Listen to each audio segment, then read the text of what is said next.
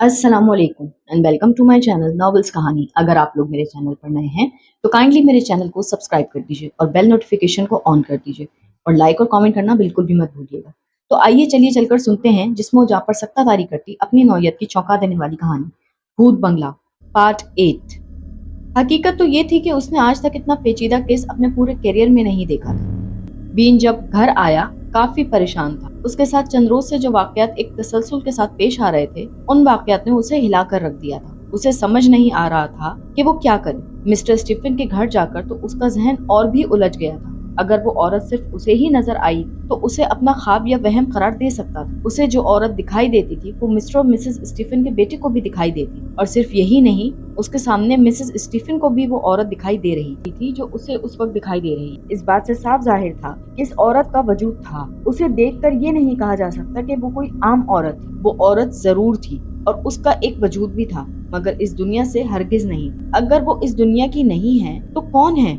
इस सवाल ने बीन को पागल करके रख दिया। इसने इस बंगले को हासिल करने के लिए एक तवील कानूनी जंग लड़ी थी और इसके पास जो कुछ भी था वो इस बंगले के हसूल में लग गया था या फिर इस बंगले की मुरम्मत में लग गया था। अब सरमाए के नाम पर बीन के पास जो कुछ था वो ये बंगला था और वो उसे किसी कीमत पर नहीं छोड़ सकता था। इस औरत के नजदीक ये घर उसका है और किसी ऐसी औरत को जो इस दुनिया की ना हो या उसके ये कहने पर घर नहीं छोड़ सकता। वो इन्हीं ख्यालों में गुम था कि न जाने कब वो नींद की वादियों में उतर गया। उसकी आंख एक खटक की आवाज पर खुली। वो बड़बड़ाकर उठ बैठा। उसने बेड के साथ मुंसलिक बटन ऑन किया तो लाइट ऑन हो गई और वो इर्द गिर्द देखने लगा। उसकी छठी हिस्स उसे किसी अनजान खतरे का एहसास दिला रही। एक बार फिर खटक की आवाज पैदा हुई तो उसके जिस्म जोरदार अंदाज में लरज गया। वो खौफजदा अंदाज में इर्द गिर्द देखने लगा। वो इस बात का अंदाजा लगाने की कोशिश कर रहा था कि आवाज कहाँ से आ रही है और एक बार फिर जब वैसे ही आवाज पैदा हुई उसकी नजर फौरन ड्रेसिंग टेबल के आईने की जानिब गई। वो आवाज यकीनन वहीं से आई थी। वो बेड से उतरा और बेहद मोहतात बेआवाज कदमों से ड्रेसिंग टेबल की जानिब बढ़ा। हरचंद उसका जरा भी दिल नहीं चाह रहा था, लेकिन वो किसी अनजानी कशिश के तहत जैसे वहां जाने पर मजबूर था। वो ड्रेसिंग टेबल के करीब गया और हैरत से आईने को देखने लगा, क्योंकि उसे महसूस हो रहा था जैसे आईने की दूसरी जानिब से आवाज आई हो। वो गौर से आईने को देखने लगा, मगर उसे वहां अपनी सूरत के अलावा कुछ और दिखाई नहीं दे रहा था। वो अपने अक्स को घूरने लगा, मगर वहां और कुछ भी नहीं था। मगर फिर दूसरे ही लम्हे बीन को अपने रोंगटे खड़े होते हुए महसूस, क्योंकि उसने देखा कि उसका अक्स मुस्कुरा रहा है। बीन ने पीछे हटने की कोशिश की, मगर उसे ऐसा लगा जैसे जमीन ने उसके पांव जकड़ लिए। बीन ने मारे खौफ के आंखें बंद करना चाही, मगर वो अपनी मर्जी से ऐसा भी नहीं कर सकता था। वो तेजी से झुका और ड्रेसिंग टेबल के दराज से जल्दी से कागज और कलम निकाला और कांपते हाथों से कुछ लिखना चाहा तो उसकी नजर दोबारा आईने पर पड़ी। उसका अक्स भी उसकी तरह कागज पर कुछ लिख रहा था। ये देखकर बीन का खौफ के मारे लिखना भूल गया। उसके अक्स ने कागज पर कुछ लिखा और कागज उसकी जानिब बढ़ा दिया। उसके अक्स ने हाथ हैरत अंगेज तौर पर आईने से बाहर आ गया। जब उसके अक्स का हाथ बाहर आया तो एक इंतहाई मकरू और घिनौना हाथ था, जिसे देखकर बीन को अपनी सांस रुकती हुई महसूस हुई। उसके हाथ ने जो कागज था उस पर लिखा था, भाग जाओ। पढ़ने के बाद बीन जो लगातार अपने पाँव को अनजानी ताकत से आजाद कराने की कोशिश में लगा रहा, उसकी ताकत ने जैसे यकदम उसे छोड़ दिया और बीन अपनी झोंक में ताकत लगाने की वजह से धड़ाम से जमीन पर गिर गया और फर्श पर टकराने की वजह से उसकी आंखों के गिर्द अंधेरा छा गया। उसने बंद होती आंखों से देखा आईने के हाथ की बजाय पूरा बाजू बाहर आ गया। फिर एक लम्हे के लिए उसकी आंखें बंद हुई और दोबारा खोली तो उसने देखा वही औरत जो अक्सर उसे सियाह लिबास कपड़ों में नजर आती थी, आईने से आहिस्ता आहिस्ता बाहर आ रही है। फिर उसकी आंखें बंद हो गई, फिर खुली। वो औरत आईने से बाहर आ चुकी थी। फिर उसकी आंखें गुनूदगी की वजह से बंद हो गई। दोबारा खुली तो उसने देखा वो औरत उसके सर पर खड़ी है और उसके बालों से उसका चेहरा ढका है और वो चेहरा आहिस्ता आहिस्ता जाहिर होना शुरू हो गया और उसके साथ बीन का जहन तारीकियों में डूबता चला गया। बीन की जब आंख खुली तो उसने देखा कि वो किसी अनजान कमरे में बेड पर पड़ा था। उसकी नजर अपने बाजू पर पड़ी तो उसने देखा वहाँ सुई लगी हुई है। जब उसने मजीद गौर किया तो उसे इल्म हुआ कि उसे ड्रिप लगी हुई और शायद इस वक्त वो हॉस्पिटल के किसी कमरे में मौजूद है। फिर अचानक कमरे का दरवाजा खुला तो एक नर्स सफेद कपड़ों में मलबूस अंदर दाखिल हुई। नर्स ने उसे होश में आते हुए देखा तो बाहर चली गई। बीन ने उठने की कोशिश की, मगर उसके जिस्म में दर्द की इतनी तेज लहर दौड़ गई कि वो दोबारा लेट गया और लंबे लंबे सांस लेने लगा। उसका जहन अभी तक बेहोशी के असरात से आजाद नहीं था। उसकी खुली आंखों में अभी तक धुंध छाई हुई थी। एक बार फिर दरवाजा खुला तो इस बार 4-5 अफराद कमरे में दाखिल हुए। آنکھیں دھندلانے کی وجہ سے وہ صرف سفید کپڑوں سے ڈاکٹرز یا نرس کے آنے کا اندازہ ہی لگا سکتا تھا۔ مسٹر بین، کیا آپ ٹھیک ہیں؟ اگر ایسا ہے تو پلیز ہاتھ کے اشارے سے ہمیں بتائیں۔ ڈاکٹر نے کہا تو بین نے اپنا ہاتھ اٹھا کر اسے بتانا چاہا، مگر ایک بار پھر اس کی آنکھوں کے گرد اندھیرا چھا گیا اور وہ بے ہوش ہو گیا۔ ڈاکٹر نے آگے بڑھ کر اس کی نبض چیک کی اور پیچھے کھڑی پولیس آفیسر کیلی کی طرف متوجہ ہو کر کہا، میرا خیال ہے ان کا دماغ ابھی تک صدمے سے باہر نہیں آیا ہے، اس لیے یہ دوبارہ بے ہوش ہو گئے۔ کسی بڑے صدمے کے مریض کے ساتھ ایسا اکثر ہوتا ہے اور انہیں مکمل ہوش میں آنے کے لیے تقریباً 24 گھنٹے لگ جاتے ہیں۔ ڈاکٹر نے کہا تو کیلی نے سر ہلا دیا اور ڈاکٹر کے ساتھ کمرے سے باہر آ گئی۔ وہ جیسے ہی باہر آئی اس کے موبائل کی گھنٹی بجی۔ اس نے کال پک کی اور بولی، بولو راجر، کیا رپورٹ ہے؟ اس کے والدین بچپن میں ہی ایک حادثے میں گزر گئے تھے۔ دراصل ان کے ساتھ کوئی حادثہ نہیں ہوا تھا، وہ دونوں ہی اپنے گھر میں قتل ہوئے تھے۔ بین کے ڈیڈ جو نشے کی لت میں تھے، انہوں نے کسی مافیا سے سود پر ادھار لے رکھا۔ جب وہ رقم لوٹانے میں ناکام ہوئے تو مافیا نے ان لوگوں کے گھر میں گھس کر اسے اور اس کی بیوی کو قتل کر دیا۔ بین کی عمر اس وقت محض 8 سال تھی۔ اس حادثے نے اس کی زندگی بدل کر رکھ دی۔ اسے ایسا صدمہ لگا کہ اس نے بولنا ہی بند کر دیا۔ ڈاکٹرز کے مطابق کسی میڈیکل طور پر ایسی کوئی بیماری نہیں ہے جس کی وجہ سے وہ بول نہ پاتا۔ جہاں تک بول نہ پانے کا مسئلہ ہے تو یہ ایک نفسیاتی بیماری ہے۔ والدین کے مرنے سے پہلے وہ عام بچوں کی طرح بولتا تھا، مگر والدین کے مرنے کے بعد اس نے بولنا چھوڑ دیا اور پھر اس نے تقریباً گوشہ نشینی اختیار کی۔ والدین کے قتل ہونے کے بعد اسے اس کی خالہ نے پالا۔ پھر جب وہ 20 سال کا ہوا تو اس کی خالہ بھی گزر گئی تو اسے کسی طرح علم ہوا کہ اس کے آباء و اجداد کے نام ایک بنگلہ ہے جو سالہ سال گورنمنٹ کے قبضے میں چلا آ رہا ہے۔ گورنمنٹ نے بھی متعدد بار اس بنگلے کو نیلام کرنا چاہا مگر جیوری کی اجازت نہ دی۔ جب تک کارلوس خاندان میں سے کوئی فرد اس کی تحریری اجازت نہ دے دے بنگلہ فروخت نہیں ہو سکتا، جبکہ گورنمنٹ کا موقف کارلوس خاندان کا کوئی بھی فرد زندہ نہیں رہا، لہٰذا یہ بنگلہ اب گورنمنٹ پراپرٹی ہے۔ جیوری اور گورنمنٹ اس قانونی جنگ کا علم کسی طرح بین کو ہو گیا، جو کارلوس خاندان کا زندہ بچ جانے والا آخری فرد تھا۔ اس نے مجبوری میں کیس دائر کر دیا، پھر آخرکار وہ کیس جیت گیا اور پھر گورنمنٹ کو بنگلہ مجبوراً بین کارلوس کو حوالے کرنا پڑا۔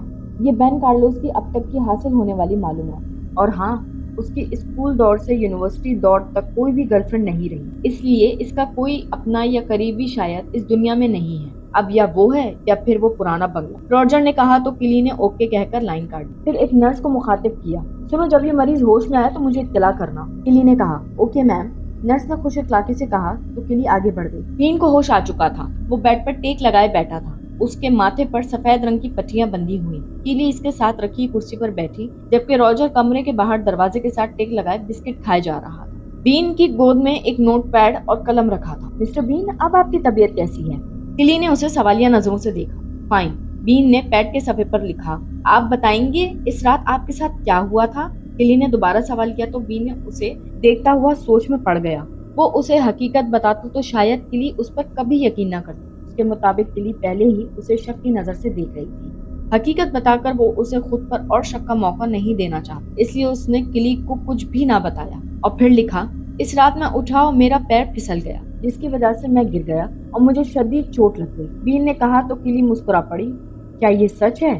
جی ہاں، یہ سچ ہے، مگر مجھے یہاں کون لایا؟ بین نے سوالیہ انداز میں لکھا، میں تم سے جھوٹ نہیں بولوں گی، ہمیں فادر کے قتل کے سلسلے میں تم پر شک تھا، اس لیے میں نے ایک آدمی کو تمہاری نگرانی پر لگایا۔ میں جانتی ہوں یہ غیر قانونی بات ہے اور اس کے لیے تم میرے ڈپارٹمنٹ کے خلاف دعویٰ دائر کر سکتے ہو، لیکن دیکھ لو، اسی غیر قانونی کام کی وجہ سے تمہاری جان بچ گئی اور خوف زیادہ ہونے کی وجہ سے تمہاری موت بھی واقع ہو سکتی تھی، لیکن بات اتنی سادہ محسوس نہیں ہوئی جتنا تم سنا رہے ہو۔ میرے خیال میں آپ کو پولیس سے سچ بولنا چاہیے، خصوصاً اس صورت میں تو اور بھی لازم ہو جاتا ہے کہ آپ پولیس کی نظر میں مشکوک ہوں۔ کیلی نے کہا تو بین نے ایک نظر اسے دیکھا اور پھر جلدی سے لکھنا شروع کیا۔ آپ کو کیا لگتا ہے میں نے خود کو جان بوجھ کر زخمی کیا ہے؟ حالانکہ آپ یہ بات اچھی طرح سے جانتی ہیں کہ میں قانون کی کتنی عزت کرتا ہوں اور کتنا ذمہ دار شہری ہوں۔ بین کی تحریر پڑھ کر کیلی نے طویل سانس لیا۔ میرے کہنے کا مقصد ہرگز نہیں کہ آپ مجرم ہیں یا آپ پر الزام ہے، یہ دراصل ہمارا پیشہ ورانہ مجبوری ہوتی ہے۔ کسی بھی کیس کو حل کرنے کے لیے ہمیں اسے ہر زاویے سے دیکھنا پڑتا ہے۔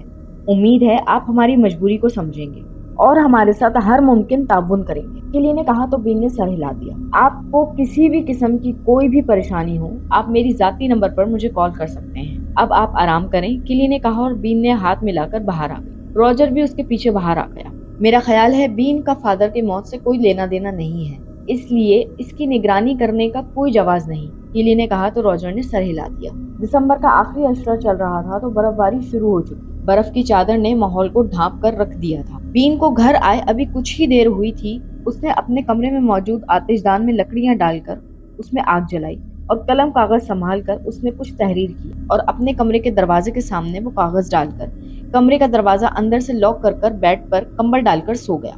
تحریر لکھنے کے بعد اس کے چہرے پر کسی قدر اطمینان تھا، اسے پتا بھی نہ چلا کہ اس کی آنکھ لگ گئی تھی۔ جب صبح اس کی آنکھ کھلی تو صبح کے 7 بج رہے تھے، لیکن برف باری ہونے کی وجہ سے سورج نکلنے کا تصور بھی نہیں کیا جا سکتا تھا۔ بین نے ٹریک سوٹ پہن کر کمرے سے باہر آیا اور حیرت کا جھٹکا اسے تب لگا جب اس نے دیکھا کہ اس کا کاغذ ویسے کا ویسا ہی پڑا ہے تو بین کو قدرے مایوسی ہوئی۔ اس نے آگے بڑھ کر کاغذ اٹھانا چاہا مگر پھر ارادہ ترک کر دیا اور دوڑتا ہوا بنگلے سے باہر نکل آیا۔ برف باری کی وجہ سے ماحول کی ویرانی اور بڑھ گئی تھی۔